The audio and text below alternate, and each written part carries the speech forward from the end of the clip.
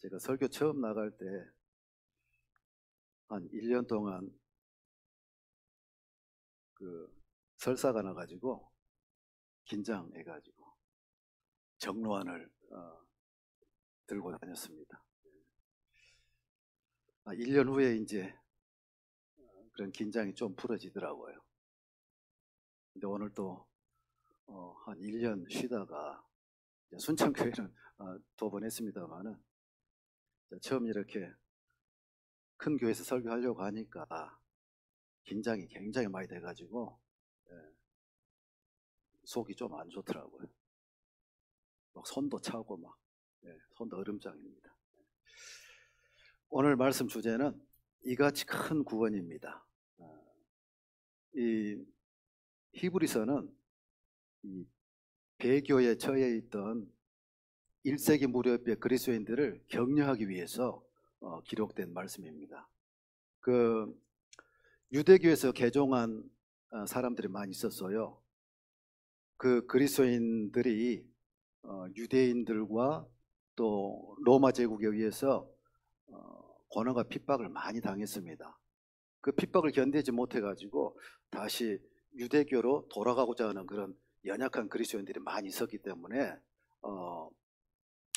그들을 격려하고 그다음에 그 우월하신 그리스도를 제시하면서 믿음에 굳게 서라고 이제 권면을 하고 있습니다. 이러한 배경 하에서 오늘 본문 말씀 우리가 이같이 큰 구원을 등한히 여기면 어찌 피하리요. 이 구원은 처음에 주로 말씀하신 바요 들은 자들이 우리에게 확증한 바니 하나님도 표적들과 기사들과 여러 가지 능력과 및 자기 뜻을 따라 성령에 나눠주신 것으로서 저희와 함께 증거하셨느니라. 오늘 이게 본문 말씀이거든요. 이같이 큰 구원을 등한히 여기면 어찌 피하리요 라고 말씀하고 있습니다. 오늘날 우리 성도들이 구원을 등한히 여긴다고 하는 것은 이 구원이 내포하고 있는 그 내용대로 살지 못하고 또 복음에 합당한 삶을 살아내지 못하는 것이 바로 구원을 등한히 여기는 것이다, 이렇게 생각을 해봅니다. 그래서 이 시간에는 오늘 말씀 주제처럼 이같이 큰 구원의 내용이 무엇인지 살펴보고자 합니다. 우리가 얻은 구원은 굉장히 크고 귀한 것이죠. 그러므로 성경에는 굳게 지키라, 또 흘러 떠내려갈까 염려하라, 두렵고 떨림으로 구원을 이루라, 복음에 합당한 삶을 살라, 이렇게 말씀하고 있습니다. 그래서 이 우리가 얻은 구원에 대해서 확실한 이해가 필요하다는 생각이 들어서 오늘 이 말씀을 준비하게 됐습니다. 질문 하나 드리겠습니다. 구원이 뭘까요? 마음속으로 대답해 보시기 바랍니다. 마음속으로 구원이 뭘까요? 가장 간단하게 구원받고 천국 가는 것이다, 또는 복음을 들음으로 영원한 속죄를 믿어서 지옥 형벌에서 건짐을 받고 천국 가는 것 정도, 이 정도로 대답합니다. 여러분 마음 가운데 다 대답해 보셨죠?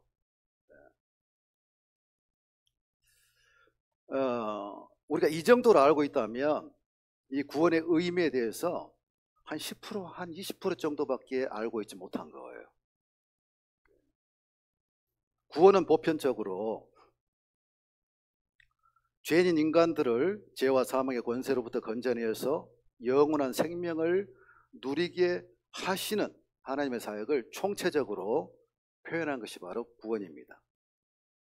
즉 하나님은 이 죄인들을 당신의 백성으로 삼으시기 위해서 죄인을 택하시고 부르시고 의롭다 하시고 영화롭게 하시는 구원의 모든 단계를 포함하고 있다, 그 말이에요. 좀 더 구체적으로 말씀드리면 구원이라고 하는 것은 예수님께서 우리 죄를 담당하시고 십자가에 보혈 흘려 죽으시고 부활하시고 장사되고 부활하심으로 우리를 구속하셨고, 그 다음에 하나님의 은혜로 우리를 값없이 의롭다 하시고, 그 다음에 예수님께서 죄 때문에 우리가 당할 진노를 예수님께서 대신 당해 주심으로 우리가 하나님의 진노를 당하는 것 대신 하나님과 화목된 것, 이게 구원입니다. 더 나아가서는 이거 거듭남으로 새로운 피조물로 완전히 재창조되어서 새 생명의 역사로 말미암아 성화의 삶을 살아감으로 이 땅에서부터 영생을 누리는 것이고, 궁극적으로는 천국에서 영원토록 하나님과 함께 살아가는 것. 또 죄의 형벌인 지옥에서 건져주셨고 죄와 육신과 세상과 마귀로부터 자유케 하신 것이 바로 구원의 의미입니다. 우리는 이러한 것들을 일상의 삶 속에서 다 누리고 살아야 되는 거예요. 그냥 막연하게 구원받고 천국 가는 거, 영원한 속죄 믿음으로 지옥 형벌에서 건진받고 천국 소망하면서 살아가는 거, 그냥 이 정도로만 알고 살아간다면 그건 아니죠.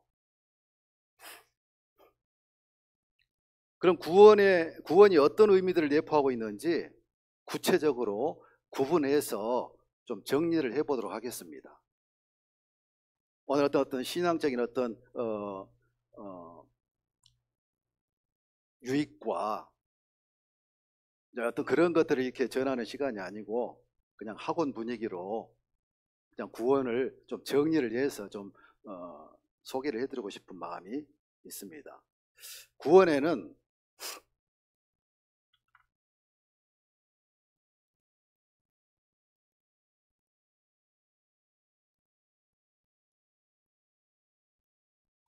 구원의 시작이 있습니다. 그 다음에 구원의 방법이 있고요. 네, 구원의 핵심이 있고요.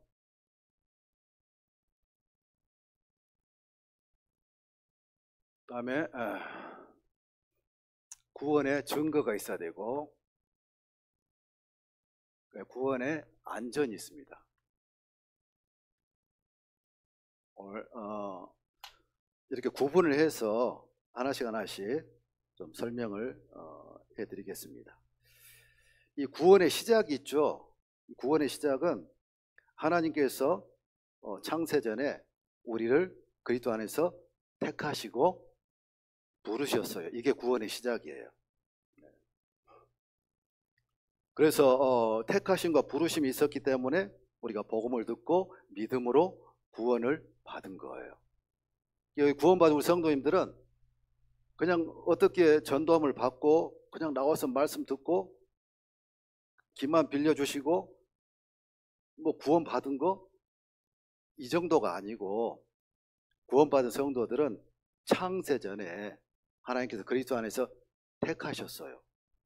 그리고 부르시고 또 하나님께서 이끄셔서 말씀 있는 곳으로 인도하셔서 말씀을 듣게 하시고 길을 열어주시고 믿음을 선물로 주셔가지고 구원을 받게 하신 거예요. 이건 놀라운 일이에요.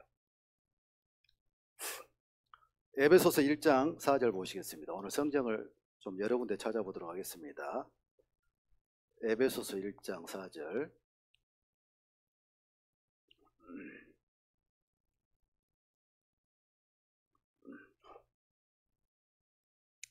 신약성경 310쪽입니다. 에베소서 1장 4절. 곧 창세전에 그리스도 안에서 우리를 택하사 우리로 사랑 안에서 그 앞에 거룩하고 흠이 없게 하시려고. 창세전에 그리스도 안에서 우리를 택했다라고 말씀하고 있습니다. 이런 말씀들이 여러 군데 기록되어 있어요. 베드로전서 1장 2절에도 예수 그리스도의 핏부림을 얻기 위하여 택하심을 입은 자들에게 편지하노니. 그 다음에 데살로니가후서 2장 13절에도 하나님이 너희를 처음부터 택하사 성령의 거룩하게 하심과 진리를 믿음으로 구원을 얻게 하심이니. 그 다음에 로마서 8장 30절에는 또 미리 정하신 그들을 또 부르시고, 또 부르셨다 이렇게 나와요. 부르신 그들을 또한 의롭다 하시고 의롭다 하신 그들을 또한 영화롭게 하셨느니라. 고린도전서 7장 22절에는 주 안에서 부르심을 받은 자는 종이라도 주께 속한 자유자요. 자, 택하시고 부르셨다라고 말씀하십니다. 자, 요한복음 6장 44절에는 나를 보내신 아버지께서 이끌지 아니하면 아무라도 내게 올 수 없으니 오는 그를 내가 마지막 날에 다시 살리리라. 하나님 아버지께서 이끄셨어요. 말씀을 들을 수 있도록 이끄시고 믿음도 선물로 주시고 또 구원받게 하시고. 예. 그래서 이 놀라운 하나님의 은혜를 우리가 묵상을 해봐야 됩니다. 자, 구원의 시작은 이렇게 된 거예요. 그 다음에 구원의 방법이 있어요. 구원의 방법. 우리를 어떻게 구원하셨는가. 예. 이 서신서에 보면은 바울과 베드로는 이 구원이라고 하는 용어를 자주 사용합니다. 예. 그런데 이 구속이라고 하는 용어도 많이 사용을 해요. 이게 구원과 구속을 그 용어를 많이 사용하고 있습니다. 왜 구원을 말하면서 구속이라는 용어를 사용하고 있는가? 구원의 방법이 구속이기 때문에 그렇습니다. 구속을 통해서 우리를 구원하신 거예요. 그럼 구속이 뭐냐? 성경에 보면은 하나님은 구속자라고 말씀하고 있어요. 구속자. 욥기서 19장 25절에는 내가 알기에는 나의 구속자가 살아계시니 후일에 그가 땅에 서실 것이라. 시편 19편 14절에 나의 반석이시오 나의 구속자이신 여호와여. 이사야 44장 24절에 내 구속자여 모태를 조성한 나 여호와가 말하노라. 하나님은 구속자라고 말씀하십니다. 그리고 성경에는 또 구속에 관한 말씀이 많이 기록되어 있어요. 자, 이사야서 44장 22절 보시겠습니다. 이사야서 44장 22절.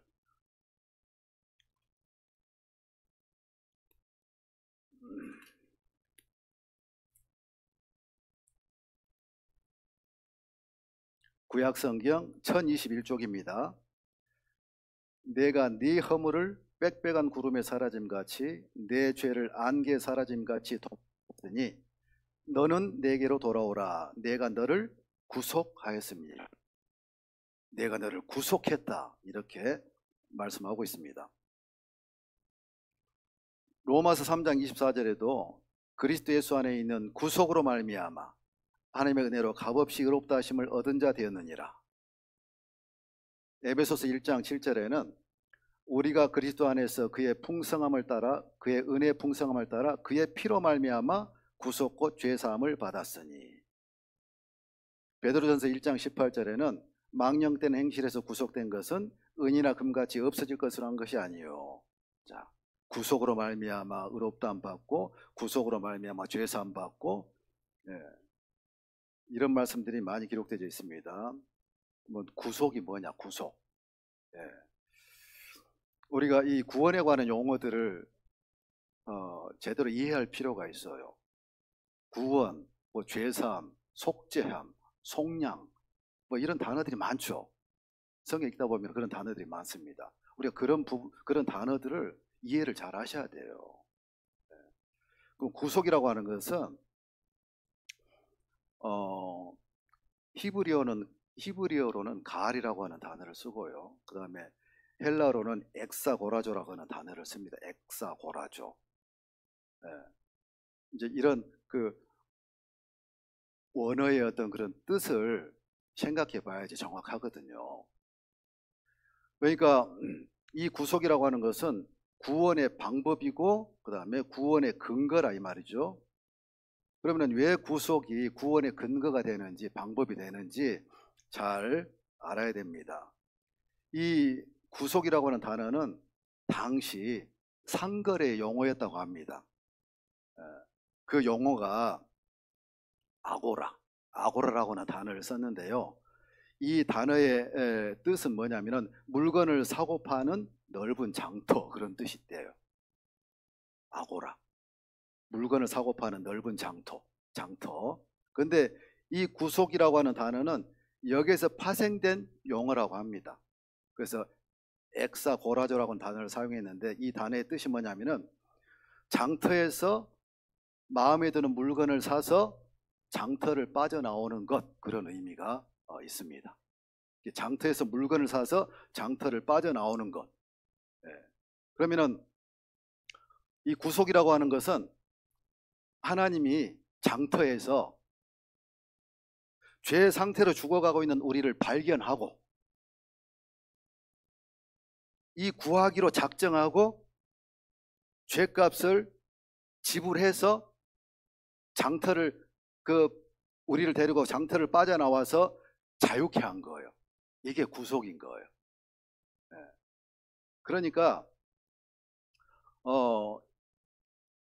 예수님께서 우리를 대신해서 물과 피를 흘려주셔서 죽으시고 그 다음에 우리가 치러야 될 죄값을 보이라고 하는 몸값을 대신 지불해 주셔서 우리를 노예 상태에서 벗어나게 하신 것, 이게 바로 구속이다 그 말이에요. 그러니까 성경은 이 구속이라고 하는 용어를 사용해서 구원의 근거가 무엇인지를, 구원의 방법이 무엇인지를 밝히 보여주고 있는 거예요. 자, 예수님께서 보혈의 값으로 대신 값을 치러주시고 우리를 사서 그 장터를 빠져나와서 우리를 자유케 하신 것, 그게 구속이란 말이에요. 그 구속을 근거로 우리를 구원하신 거라 그 말이죠. 또 구속이라고 하는 단어는 또 크게 두 가지 뜻이 있습니다. 하나는 죄 종노릇에서 속량했다. 죄 종노릇에서 속량했다. 그 다음에 빛을 탕감받았다. 그런 뜻이 있어요. 이 갈라디아서 3장 13절 보시겠습니다. 갈라디아서 3장 13절.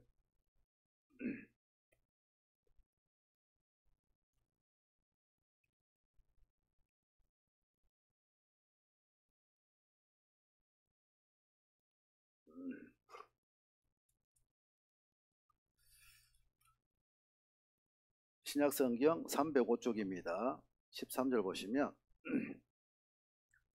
그리스도께서 우리를 위하여 저주를 받은 바 되사 율법의 저주에서 우리를 속량하셨으니 기록된 바 나무에 달린 자마다 저주 아래 있는 자라 하였습니다. 자, 그래서 속량이라고 하는 단어가 나옵니다. 속량. 이 속량이라고 하는 단어도 헬라어로 엑사고라자라고 하는 단어를 쓰는 거예요. 이렇게 구속이라는 단어하고 똑같습니다. 같은 뜻이에요. 여기는 이제 또 다른 의미로 기록되어져 있습니다. 이 속량이라고 하는 단어의 뜻은 적에게 잡혀있는 포로나 속박 아래 있는 노예를 정당한 대가를 치르고 나서 자유롭게 해주는 것, 그런 의미가 있어요. 이게 구속이라고 하는 거하고 똑같은 거예요. 그러니까 예수께서 우리가 죄에 놓였던 때에 피값으로 정당한 대가를 치르고 나서 우리를 자유롭게 해주셨다. 이게 속량이다 그 말이에요. 구속과 같은 겁니다. 또 디모데전서 2장 6절을 보시면 그가 모든 사람을 위하여 자기를 속전으로 주셨다. 속전이라고 하는 단어가 나와요. 이 속전이라고 하는 단어의 뜻은 죄값을 갚아주는 돈, 죄값을 갚아주는 돈이다 그 말이에요. 그러니까 예수님께서 우리 죄값을 갚아주기 위해서 돈으로 이 땅에 오신 거예요. 죄값 갚아주는 돈으로 오셨다 그 말이에요. 그게 속전이에요. 그 히브리서 9장 12절을 보시면 염소와 송아지 피로 하냐고 오직 자기 피로 영원한 속죄를 이루사 단번에 성소에 들어가셨느니라. 여기는 영원한 속죄가 나옵니다. 속죄. 이 속죄는 허물을 제하다, 덮어주다, 그런 뜻이 있어요. 죄값을 지불하여 죄를 용서받고 제거하고 없애주는 것. 그래서 예수님을 갖다가 속죄물, 속죄 제물 이렇게 표현을 합니다. 속량, 속죄, 그 다음에 뭐 구속, 이런 단어들이 거의 비슷비슷합니다. 그 예수님께서 십자가에 못 박혀 돌아가시기 전에 마지막으로 하신 말씀이 뭐죠? 마지막으로 무슨 말씀하셨어요? 다 이루었다. 다 이루었다고 말씀하셨잖아요. 무엇을 다 이루셨을까요? 그 NIV 성경에는 다 이뤘다라고 하는 이 부분에 대해서 다 끝냈다, 그런 표현을 씁니다. 다 끝냈다. 다 끝냈다라고 하는 그 헬라어 단어가 테텔레스타이라고 하는 단어를 쓰는데 그 뜻이 뭐냐면은 이 단어는 상거래 용어입니다. 근데 그때 당시 그 상인들이 사용했던 그런 용어예요. 이게 당시 상인들이 주고받은 영수증에 사용됐던 용어인데 다 이루었다. 그러니까 값을 다 지불했다. 다 끝냈다라고 하는 것은 값을 다 지불했다. 계산이 다 끝났다 그런 뜻이에요. 그러니까 예수님께서 구원 사역을 이루시면서 지상에서 남기신 마지막 말씀이 내가 죄값을 다 치루었다. 계산이 다 끝냈다. 다 끝났다. 그러니까 구원은 우리 편에서 공짜로 받은 것이지만 하나님 편에서는 죄값을 다 치루신 거예요. 그러므로 우리가 구원을 받은 거예요. 이게 하나님께서는 이 구속을 근거로 우리를 구원하셨다 그 말이에요. 이게 구원의 방법은 구속인 거예요. 그래서 사도행전 4장 12절에는 다른 이로서는 구원을 얻을 수 없나니 천하 인간의 구원을 얻을 만한 다른 이름을 우리에게 주신 일이 없음이니라 이렇게 말씀하시는 거예요. 그 다음에 세 번째로는 구원의 핵심이 있어요. 구원의 핵심. 구원의 핵심이 뭐냐면은 칭의예요. 칭의. 칭의라고 하는 것은 의롭다고 칭해 주는 것. 이게 칭의입니다. 그러니까 값없이 의롭담을 받은 것. 이게 칭의예요. 또 이신칭의라고 하는 단어를 사용합니다. 이신칭의. 그 말은 믿음으로 의롭담을 받았다 그런 뜻이에요. 로마서 3장 24절 보시겠습니다. 로마서 3장 24절.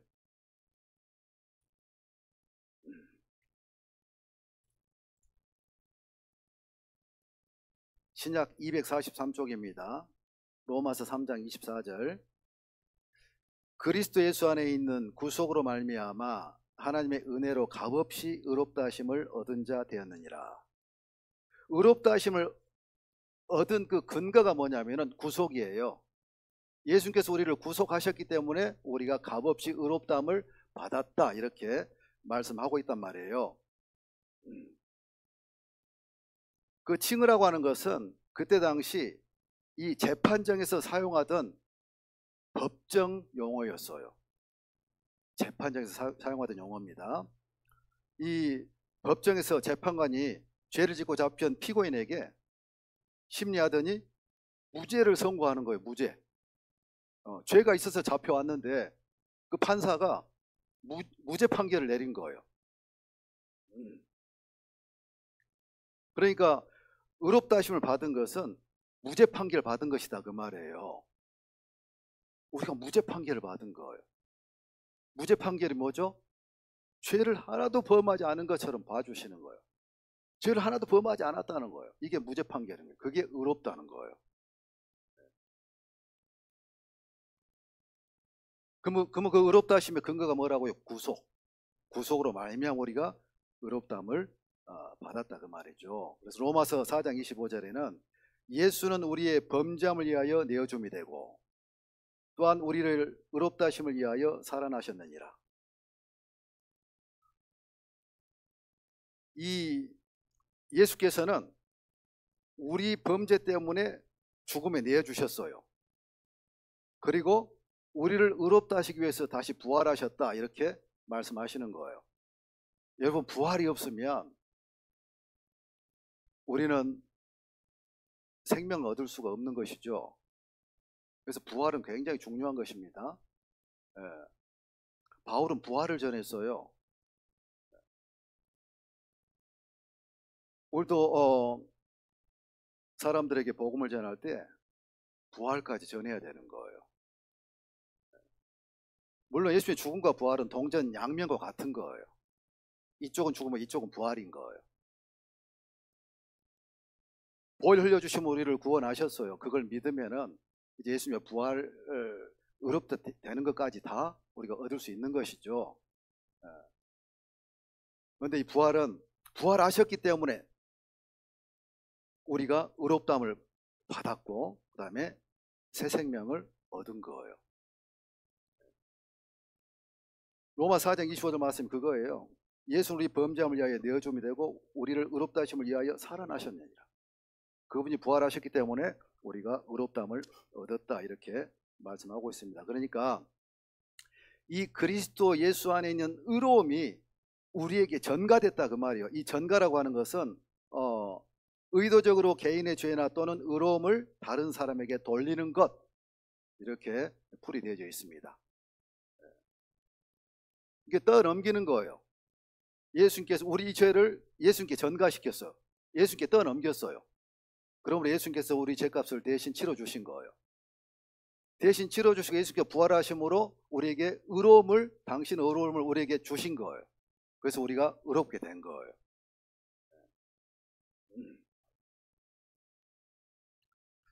하나님께서 죄를 알지도 못하신 분을 죄인으로 정죄하셔서 십자가에 내주어 죽게 하신 것은 복음을 믿는 우리에게 의로움을 선물로 주시기 위해서 그렇게 하셨다 그 말이에요.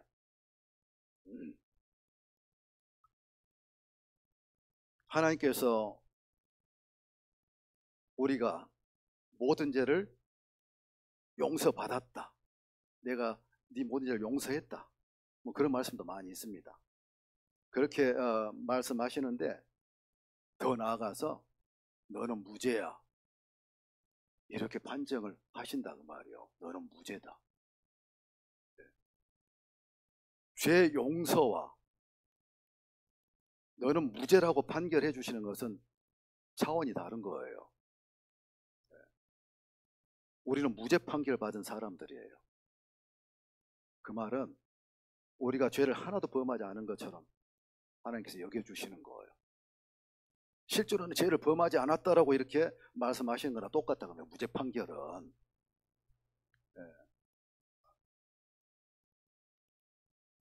이것이 이제 의로움이라고 하는 겁니다. 그러니까 우리는 지금 어떤 존재들이죠? 우리가 생활 속에서는 우리 안에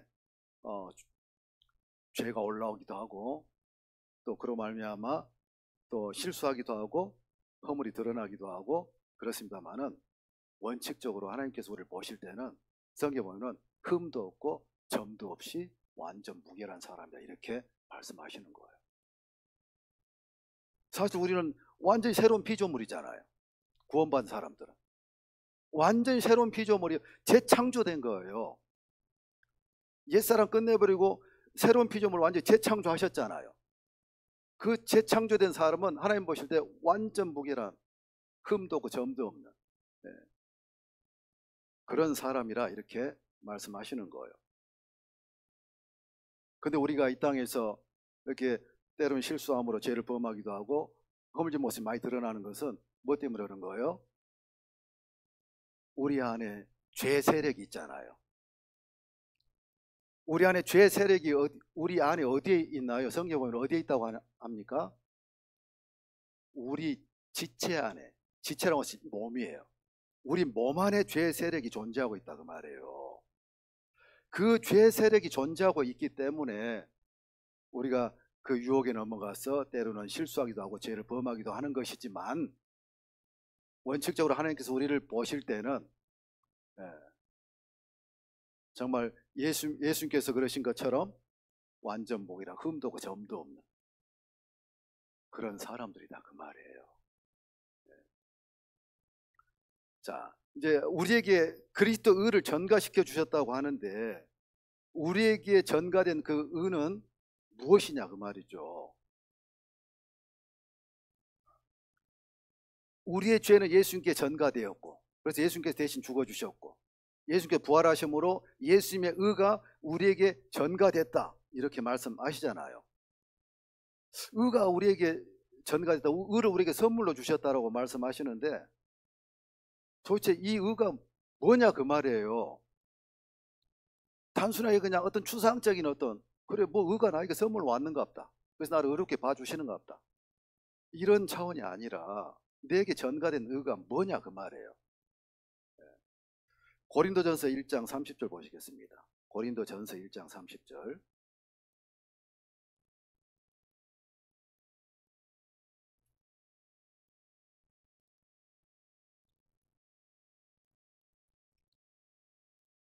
신약성경 264쪽입니다.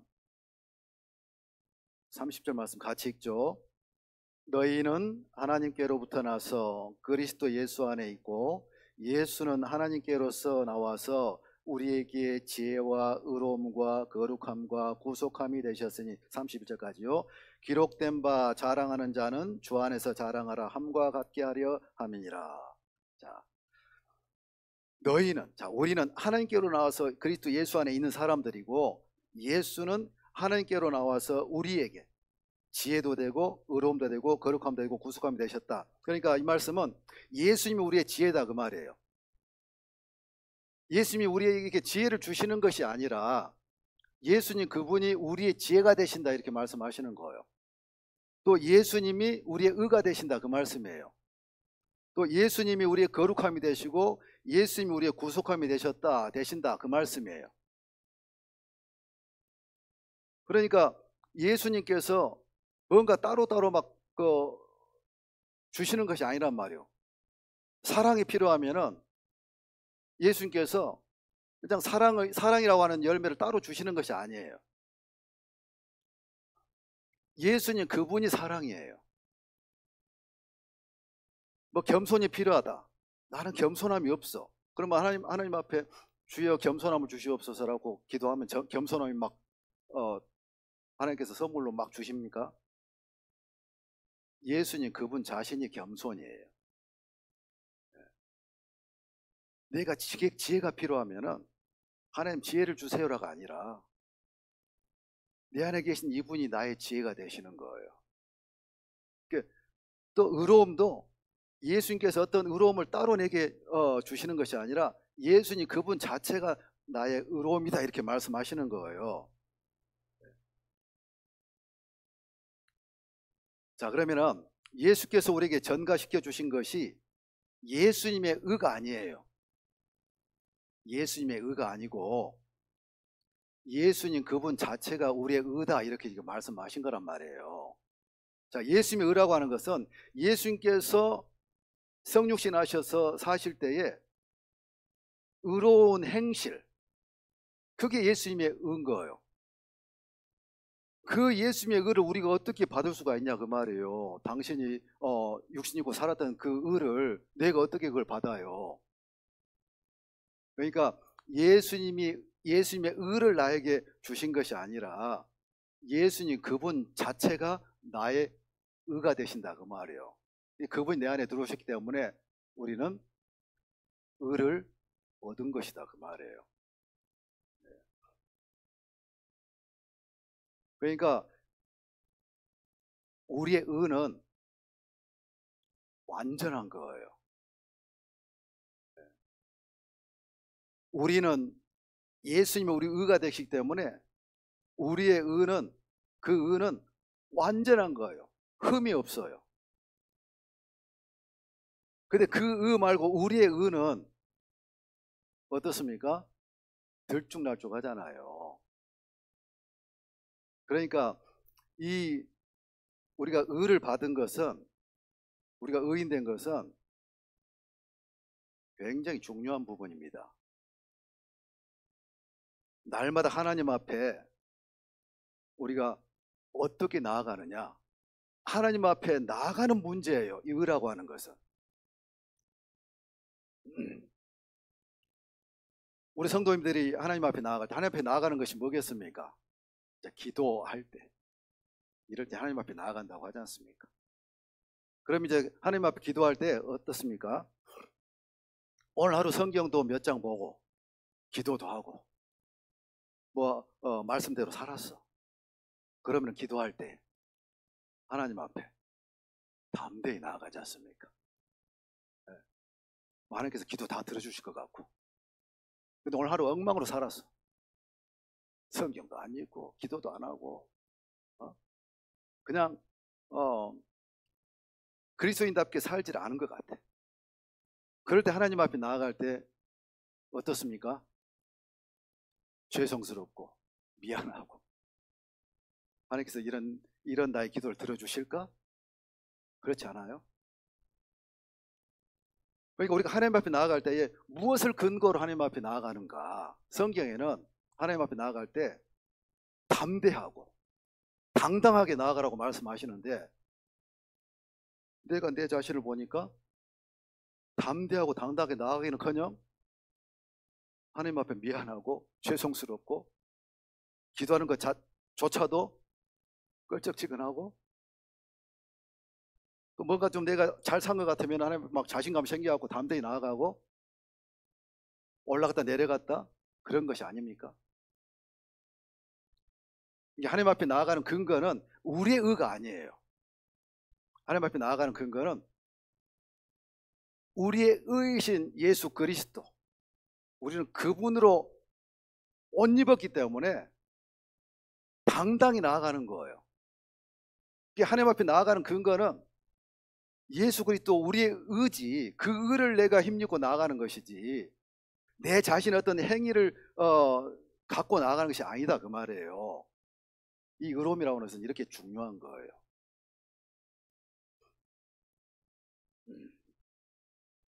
그러니까 우리가 나의 의로운 행위로 하나님 앞에 나아가려고 하는 것, 또 그렇게 생각하고 계신다면 이건 사단에게 속고 있는 거예요.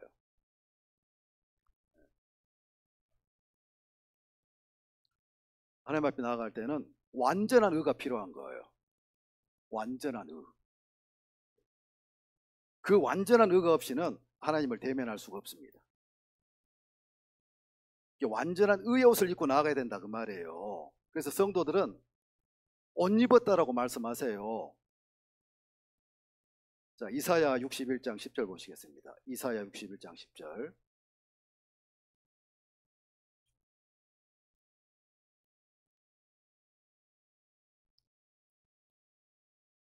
구약성경 1042쪽입니다.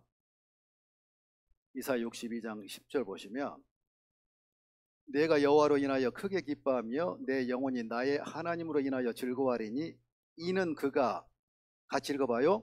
구원의 옷으로 내게 입히시며 의의 겉옷으로 내게 더하심이 신랑이 사모를 쓰며 신부가 자기 보물로 단장하게 하셨습니다. 자, 우리는 구원의 옷을 입었죠. 네. 구원받을 때 구원의 옷을 입었어요. 그런데 구원의 옷을 입었고 그 위에 의의 겉옷으로 하나님께 다시 입혀주셨다 그 말이에요.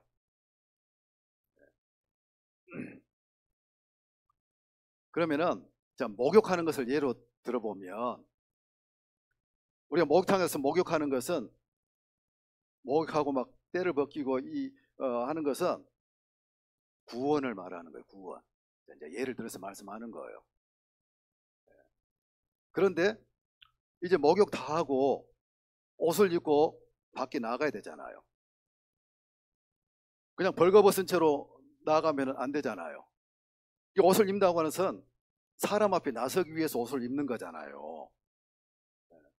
그러니까 의의 겉옷은 사람 앞에 나서기 위해서 목욕한 사람이 옷을 입고 나가는 것처럼 하나님 앞에 나아가기 위해서 의의 겉옷을 걸치는 거예요. 그러니까 우리가 입은 이 의의 겉옷, 우리는 또 그리스도로 옷 입었다고 말씀하잖아요. 로마서 13장 14절에 오직 예수 그리스도로 옷 입고 정욕을 위하여 육신의 일을 도모하지 말라. 우리는 예수 그리스도로 옷을 입은 사람들이에요. 구원받은 사람들은. 그럼 예수 그리스도로 옷 입었는데 그 옷이 무슨 옷? 의의 겉옷인 거예요. 그러니까 우리는 이 의의 겉옷을 걸치고 하나님 앞에 날마다 비록 내가 좀 허물진 모습이 있다 할지라도, 오늘 내가 잘못 살았다 할지라도 내가 입은 이 그리스도 옷, 이 옷은 완전하기 때문에 그 옷 걸치고 그냥 하나님 앞에 담대히 나가서 은혜를 청구하는 거예요. 잘못된 부분이 있으면 고백하면 되는 거예요. 고백하여 버리고. 그러니까 하나님 앞에 나가서 그 하나님의 은혜를 청구하는 것은 내 의로 나가서 청구하는 것이 아니라 우리는 그리스도로 옷 입었기 때문에 이 완전한 내 의, 이 옷을 입었기 때문에 이 옷을 입고 하나님 앞에 날마다 담대히 나가는 거예요. 그래서 담대히 나가라고 하는 거예요. 나갈 자신이 없지만 담대히 나간다고 뭐겠습니까? 내 의로는 나갈 자신이 없으면 그리스도로 옷 입고 그냥 당당하게 나아가는 거, 이게 담대히 나아가는 거잖아요. 날마다 하나님 앞에 나아갈 때에 당당하게 나아가야 되는 거예요. 그 믿음으로 되는 거잖아요. 자꾸 내 자신을 살펴보면서 내가 오늘 이렇게 살았는데, 나 오늘 잘 살았는데, 그게 아니라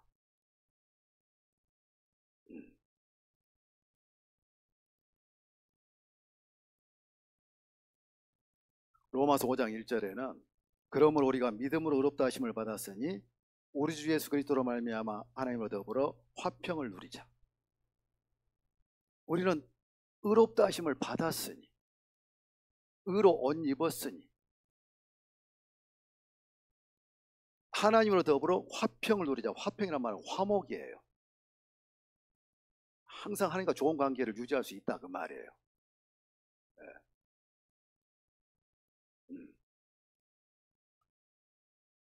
그다음에 로마서 8장 33절에서 35절 보시면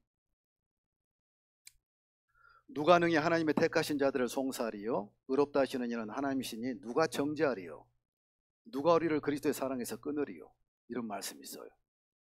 하나님의 사랑에서 끊을 수 있는 것은 아무것도 없다라고 말씀하고 있습니다. 왜 그럴까요? 하나님께서 나를 의롭다고 칭해 주시고 내가 완전한 의를 옷 입었기 때문에 하나님 보실 때는 그냥 이렇게도 말씀드릴 수가 있어요. 하나님께서 나를 보실 때는 그냥 그리스도만 보시는 거예요. 내가 그리스도를 옷 입고 있기 때문에.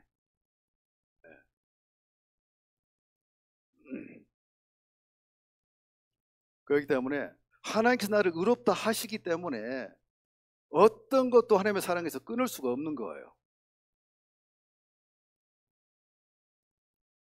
그러므로 우리는 일평생 이 값없이 의롭다함을 받은 이 은혜 속에서 머물러야 된다, 이렇게 말씀드리고 싶습니다. 그 다음에 네 번째, 구원의 증거. 여러분, 이같이 큰 구원이라고 하는 것은 우리가 이같이 큰 구원을 받았어요. 큰 구원을 받았다고 하는 것은 책임이 따르는 거예요, 여러분. 구원은 공짜로 받았지만 그냥 대충 살다가 나중에 천국 가는 거, 그것이 아니에요. 그것이 아니에요. 구원의 증거가 있단 말이에요. 이 구원의 증거는 상대방이 볼 수도 있어야 되는 것이고 느낄 수도 있어야 되는 거예요. 그게 증거예요. 구원의 증거가 무엇입니까? 라고 이렇게 물어보면 내 안에 성령 계신 거? 물론 그것도 구원의 증거죠. 근데 그게 눈에 안 보이잖아요. 근데 구원의 증거는 반드시 눈에 보여야 됩니다. 그걸 갖다가 성화의 삶, 그렇게 표현하는 거예요. 거룩한 삶, 그렇게 표현하는 거예요. 그게 구원의 증거예요. 로마서 6장 4절에는 우리로 또한 새 생명 가운데서 행하게 하려 함이니라. 새 생명 가운데서 행하는 것이 바로 구원의 증거예요. 이렇게 삶은 눈에 보이는 거잖아요. 가족 안에서는 남편에게, 아내에게, 자녀들에게 구원의 증거가 반드시 보여져야 됩니다. 또 교회 나와서는 성도들에게 이 구원의 증거가 반드시 보여져야 되는 거예요. 그래서 어떤 이는 그렇게 말했더라고요. 구원 받았다고 하는데 구원의 증거가 안 보인다면 그 사람 구원을 의심해 봐야 된다, 이렇게까지 말했어요. 전혀 구원의 증거가 안 보인다면 뭔가 구원의 시작부터 잘못된 것이라고 생각할 수도 있겠지 않습니까? 그러신 분은 없겠지만,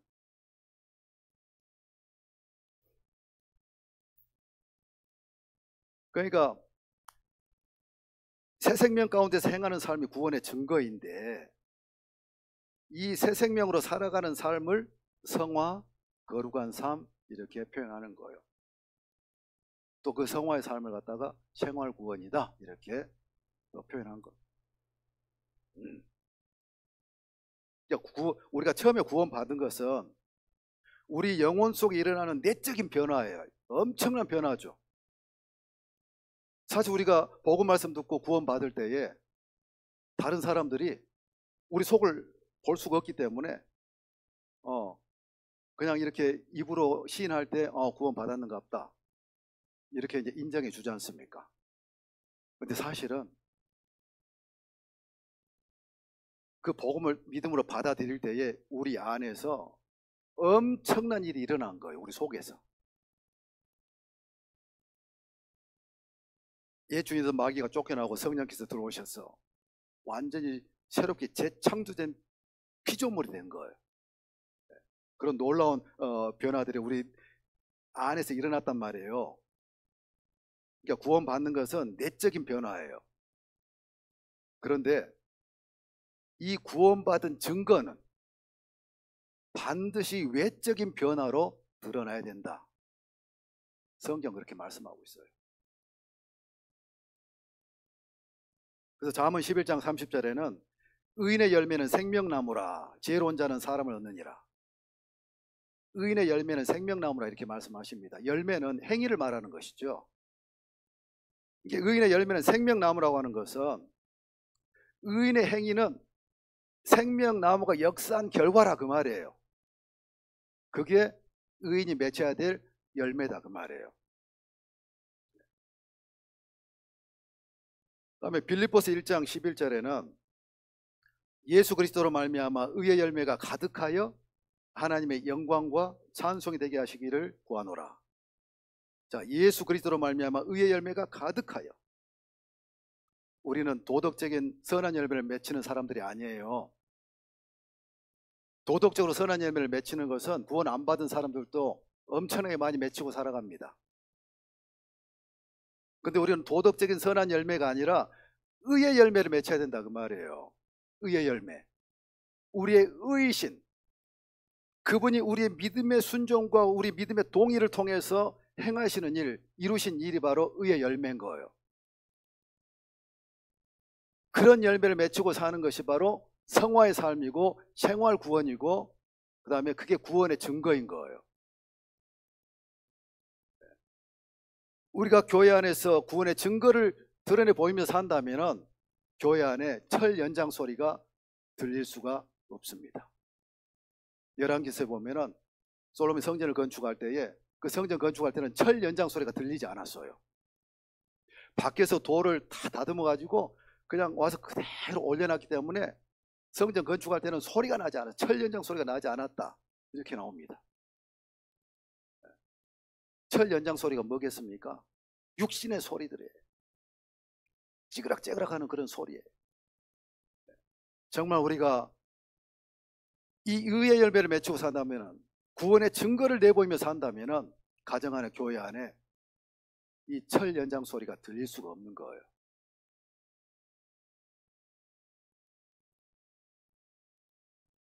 그래서 성화는 이 거룩이라는 뜻을 또 갖고 있는데요. 거룩이라고 하는 단어의 의미는 분리시키다, 구별하다, 신성하게 되다. 그런 뜻이 있습니다. 우리가 죄와 세상으로부터 분리되어야 되고, 그 다음에 우리의 행위는 새 생명으로 행함으로 육신의 행위와 구별되고 신성하게 되어야 된다. 그렇게 말씀드리고 있습니다. 이 성화의 삶은 한 번에 완전하게 되는 것이 아니고 점진적이에요. 점점 성화의 삶을 사는 거예요. 이 성화라고 하는 것은 그리스도화 되어가는 거예요. 근데 이것은 단번에 그냥 온전하게 구원받으면 온전하게 그리스도가 되는 것이 아니라 시간이 지나면 지날수록, 나이 지나면 지날수록 점점 더 그리스도 형상으로 빚어져 가는 것이 바로 성화예요. 우리가 구원받고 이 땅에 살아가는 삶, 주님 앞에 갈 때까지 시간이 흐르면 흐를수록, 날이 가면 갈수록 점점 더 나는 벗어지고 주님만이 풍성히 드러나는 것, 이게 성화란 말이에요. 그래서 잠언 4장 18절에는 의인의 길은 돋는 햇볕 같아서 점점 빛나서 원만한 광명이 일거니와. 의인의 길은 돋는 햇볕 같답니다. 아침에 해가 뜨고 또 해가 이렇게 떠오르면 떠오를수록 해가 더 밝아지잖아요. 그런 것처럼 의인의 길은 돋는 햇볕 같아서 점점 빛나서 원만한 광명이 이른다. 우리가 구원받고 살아가면 살아갈수록 그리스도라고 하는 빛이 점점 더 우리를 통해서 드러나야 된다 그 말이에요. 빌립보서 1장 20절에는 나의 간절한 기대와 소망을 따라 아무 일에든지 부끄럽지 아니하고 오직 전과 같이 이제도 온전히 담대하여 살든지 죽든지 내 몸에서 그리스도가 존귀되게 하려 하나니. 사도 바울의 간절한 기대와 소망은 내 몸에서 그리스도가 존귀하게 되는 거예요. 네.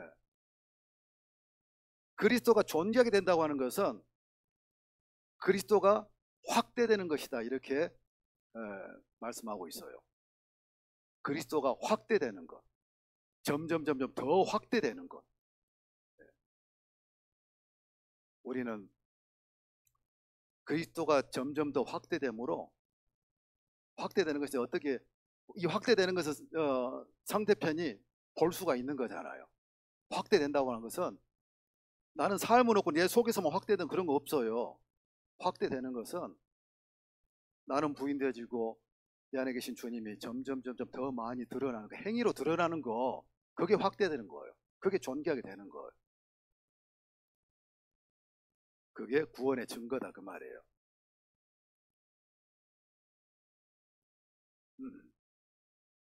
로마서 4장 9절부터 11절 보시겠습니다. 로마서 4장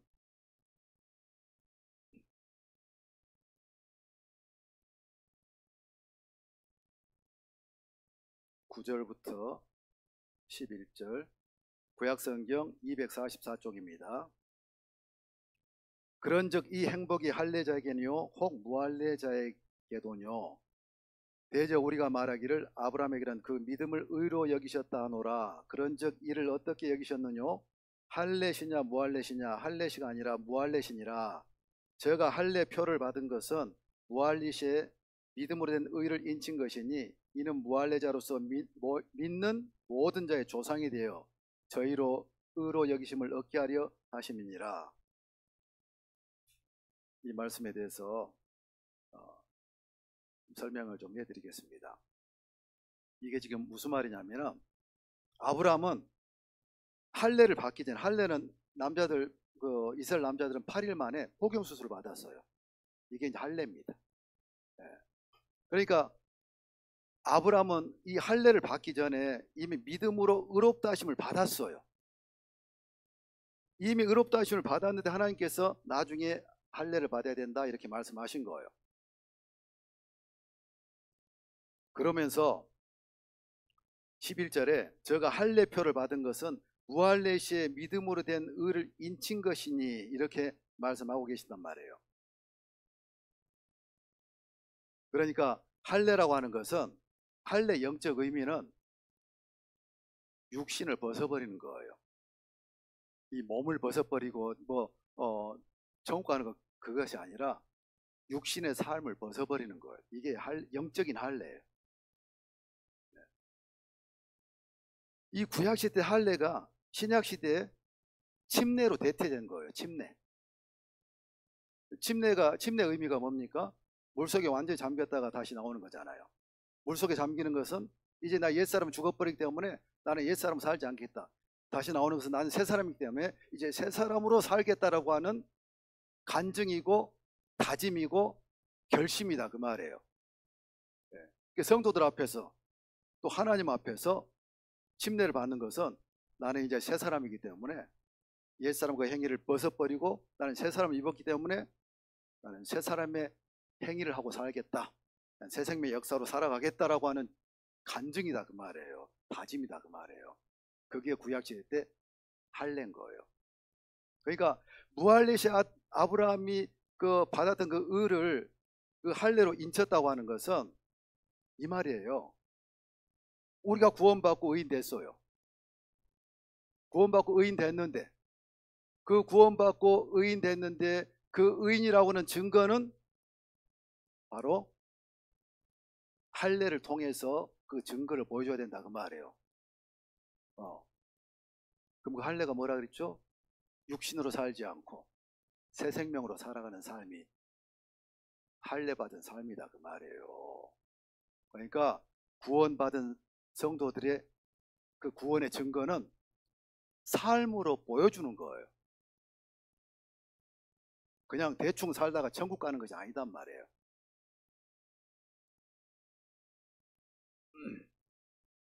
물론 대충 살아도 확실히 구원받으면 천국 갑니다. 천국은 가. 그런데 하나님께서 원하시는 것은 그 정도가 아니단 말이에요. 그래서 바울은 빌립보 성도들에게 빌립보서 2장 12절 보면은 두렵고 떨림으로 너희 구원을 이루라 이렇게 말씀하시는 거예요. 두렵고 떨림으로 구원을 이루래요. 그래서 구원은 생활 구원을 말하는 거예요. 성화의 삶을 말하는 거예요. 두렵고 떨림으로 너희 구원을 이루라. 이미 얻은 구원을 나타내라 그 말이죠. 이미 얻었으니 그 얻은 것을 드러내고 살라 그 말이에요. 성화의 삶을 살라 그렇게 말씀하고 있는 겁니다.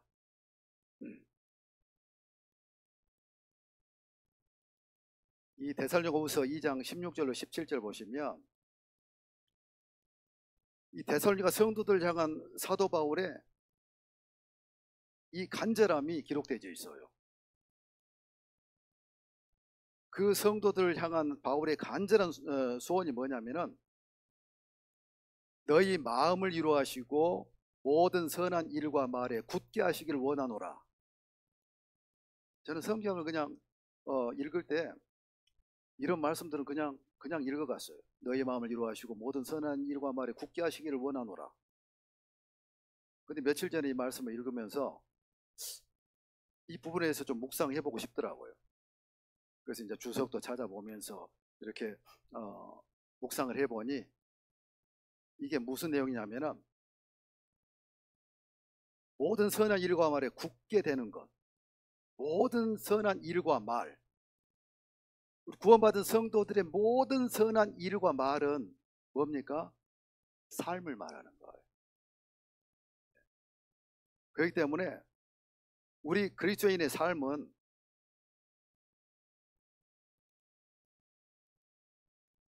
삶 전체가 하나님의 영광을 드러내면서 살아야 된다 그 말이에요. 하나님의 영광을 드러내면서 살아야 된다.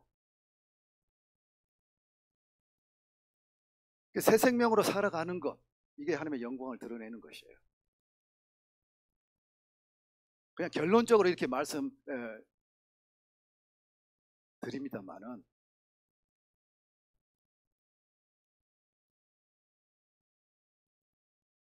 그렇기 때문에 주님은 우리 안에 왜 오셨나요? 어떤 교회 안에 어떤 그 하나님의 사업들, 그 사업들 이루시게 하려고 성령으로 우리 안에 오셨을까요? 그것이 아니에요. 그러니까 우리가 주의 일을 걸으면은 전도, 봉사, 선교 이런 굵직굵직한 어떤 그런 것들만 주의 일이 아니에요. 주의 일은 우리 일상의 삶 속에서 설거지하는 것인지 빨래하는 것인지 교회 청소를 하는 것인지 그게 다 주의 일이 될 수가 있는 거예요. 우리 주님께서 우리 안에 오신 것은 우리 일상의 삶을 사시려고 오셨지 어떤 특별한 일 도와주려고 오신 것이 아니다 그 말이에요. 그것이 전도하는 일이든 선교하는 일이든 어떤 봉사하는 일이든 내가 집에서 청소하는 일이든 내가 다른 성도에 물 한 잔 대접하는 일이든 모든 것이 주의 일이 되게 하기 위해서 우리 안에 오셨다 그 말이에요. 그 말은 당신께서 모든 일을 당신께서 해 주시려고 오셨다 그 말이에요. 그래서 우리 일상의 삶은 우리 모든 행위와 말이 하나님 보시기에 좋았더라가 돼야 되는 거예요. 내가 너의 말을 보니 너의 어떤 행위를 보니 내가 볼 때 참 좋구나. 이런 판정을 받아야 된다 그 말이에요. 하나님께서 창세기 1장에 창조하시면서 좋았더라 힘이 좋았더라 이렇게 말씀하지 않습니까? 그런 것처럼 우리 일상의 삶 속에서 우리의 모든 행위와 우리의 말이 하나님께서 보실 때 좋았더라, 좋았더라, 참 좋구나, 이런 판정을 받아야 된다 그 말이죠. 그런 인정을 받는 말과 삶의 행위를 하고 살아야 된다 그 말이에요. 이게 구원의 증거인 거예요. 그게 성화의 삶인 거예요. 세월이 흐르면 흐를수록 점점 더 많이 드러나야 된다 그 말이에요.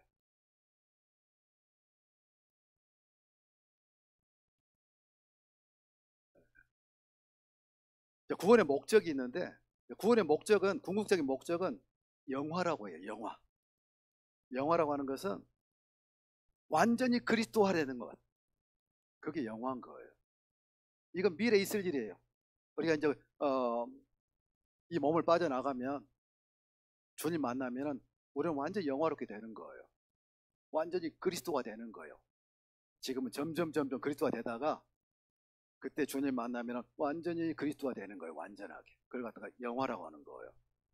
또 몸의 구속. 우리 아직 이 몸은 구원받지 못했잖아요. 예수님께서 재림하실 때 우리 몸도 변화돼 가지고 구원을 받을 거예요. 새로운 몸을 입게 되지 않습니까? 그렇기 때문에 이 구원의 시작은 택하심과 부르심이고, 구원의 완성은 영화인 거예요. 그 중간에 이제 성화도 있고 의롭게 되는 것도 있고, 그러니까 이런 구원의 의미들을 우리가 제대로 인식을 하셔서 일상의 삶 속에서 적용하면서 살아야 된다 그 말이에요. 그리고 구원이 무엇이냐고 물어보면 이렇게 분명히 대답해 줄 수가 있어야 된다 그 말이에요. 막 이제 구원받고 전문가 그 정도가 아니라 이렇게 구분을 시켜드리는 것은 좀 이해를 하셔서 구원의 의미가 무엇인지, 그 내포된 그 내용이 어떤 것인지를 살펴봤습니다. 우리 구원은 안전한 것이죠. 한 번 구원은 영원한 구원이에요. 그건 예수님께서 보장하고 있어요. 그렇기 때문에 우리 구원도 안전한 거다. 그리고 너희 안에서 착한 일을 시작하신 이가 그리스도 예수의 날까지 이루실 줄 우리가 확신하노라. 우리가 구원받을 때 예수님께서 우리 안에서 착한 일을 시작하셨어. 예수의 날까지 이루어주신다. 우리 구원은 확실한 것이다. 이렇게 말씀드립니다. 구원의 목적과 구원의 안전에 대해서 시간이 많이 갔기 때문에 그냥 잠깐 말씀드린 것이고, 이제 구원의 의미가 무엇인지, 어떤 의미를 내포하고 있는지 구체적으로 구분해서 좀 살펴봤습니다. 잘 정리하고 삶으로 살아내서 이 큰 구원을 등한히 여기며 살아가는 그런 성도들이 되지 않았습니다. 그런 마음이 있어서 오늘 말씀을 소개해드렸습니다. 기도하고 마치도록 하겠습니다.